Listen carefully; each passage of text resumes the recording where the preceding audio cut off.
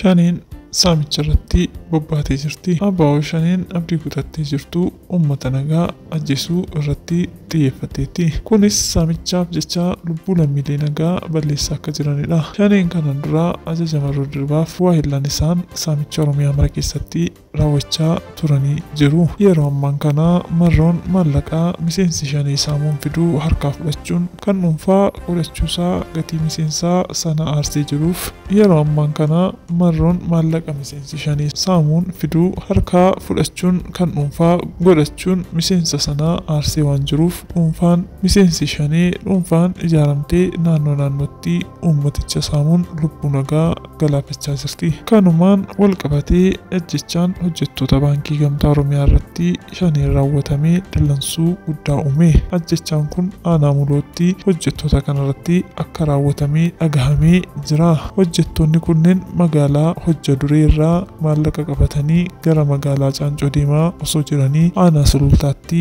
hidhattoota Shaniitiin dhukaasni itti banamee akka ajjeefaman maddeen ni himu. Haleellaa hidhattoonni Shanii raawwatte kanaan hojjettoonni baankii hojii gamtaa Oromiyaa sadii Masaay Abarraa, Kaasaawwan Nkoosaa fi Gammachuu Xilahuun kan jedhaman lubbuun akka darban dhagahame. Gochaa badiisa dhumaaf raawwachaa jirtu kana uffannaa uummatni taasise qofa osoo hin taane kanaan dura tarkaanfii irratti fudhatamaa jiru jala dhaabbachuu dadhabuun gochaa baddee balleessuu irratti xiyyeeffattee jiraachuu odeeffanneerra.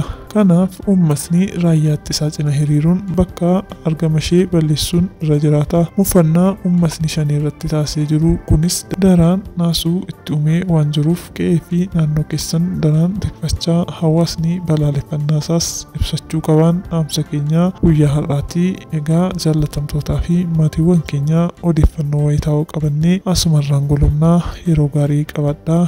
Galatooma.